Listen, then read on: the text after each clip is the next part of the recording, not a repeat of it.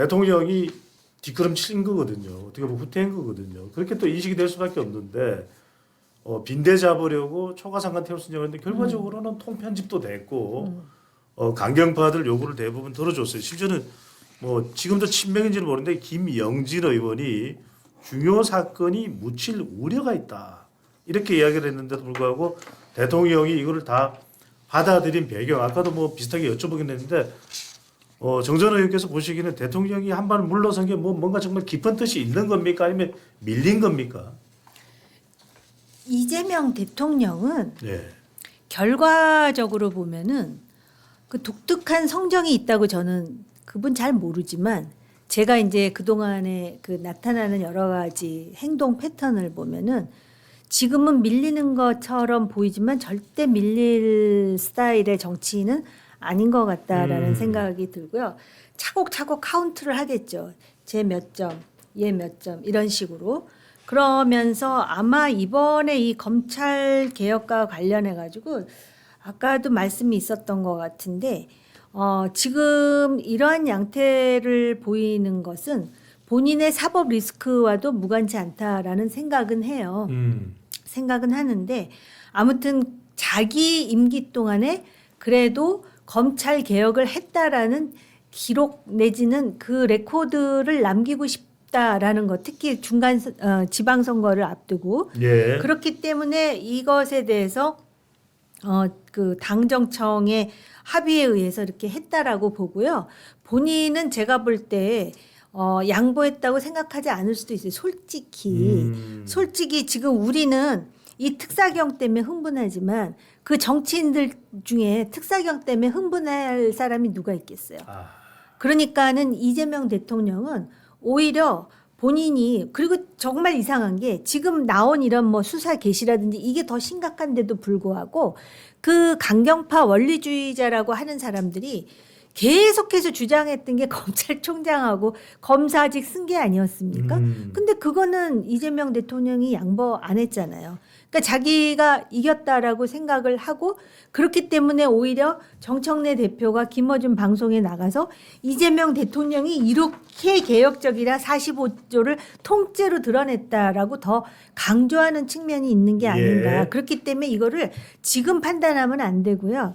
아까도 말씀 나왔지만 보안 수사권과 관련해서 그 보안 수사권이 존치가 되는지 아니면 이게 정말 강경파들의 주장대로 아예 없어지는지를 일단 볼 필요가 있다고 생각하는데 저는 굉장히 조심스럽지만 보안 수사권은 존치될 거라고 베팅하고 싶죠. 자, 설전마저 우리 정전 의원께서는 그렇게 예상을 했습니다만 이준우 대변인께 여쭤보겠습니다. 이게 이제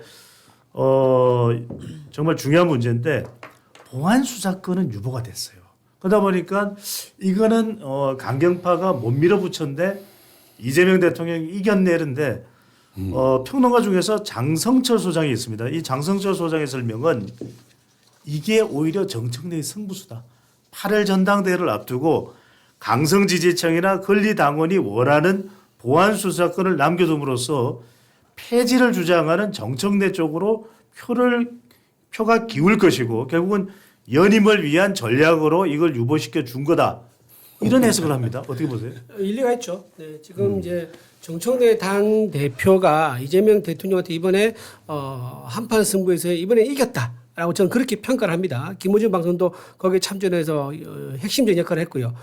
그런데 아까 지금 이제 검찰 개혁을 이렇게 강하게 밀어붙인 배경이 무엇일까? 이거 잠깐만 좀 말씀을 드리면은 이번에 검찰 개혁 카드를 지방선거에서 쓰기 위해서 이제 지방선거 전에 밀어붙였던 거예요. 우리가 검찰 개혁을 이뤄냈다. 지방선거의 승리를 한 번 더 몰아준다 그러면 우리가 2차, 3차 개혁을 하겠다.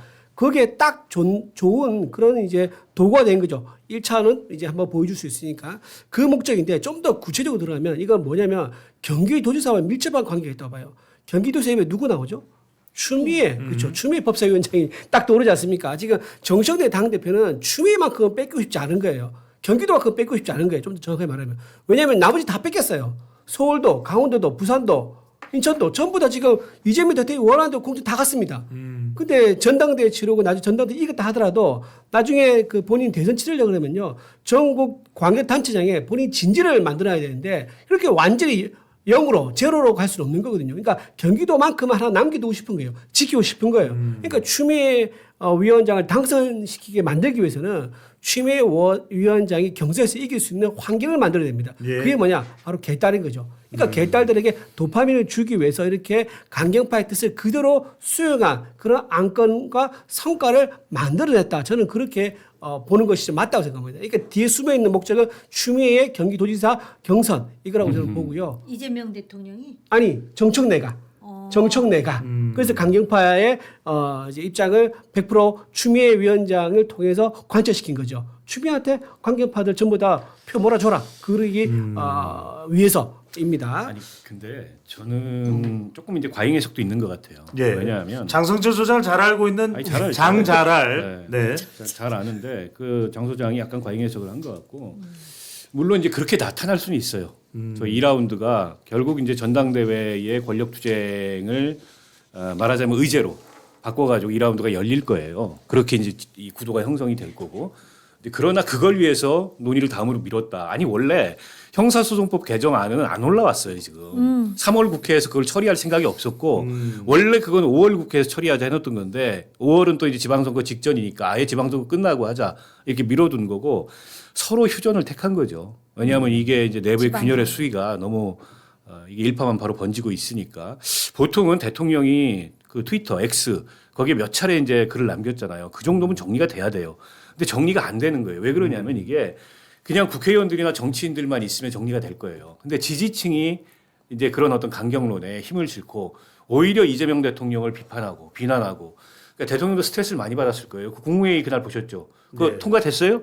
몇 번 확인하잖아요. 됐습니까? 그럼 9시에 정청래 대표가 발표했다고 하니까 그러면 이제 끝났네. 이러면서 과정 관리가 아쉽다 이런 얘기를 했잖아요. 뭐 탄핵이 그때 여기서 표정이나 이런 걸 보면 약간 진짜 그 뭐랄까 짜증, 스트레스 이런 것들이 저는 묻어난다고 봐요.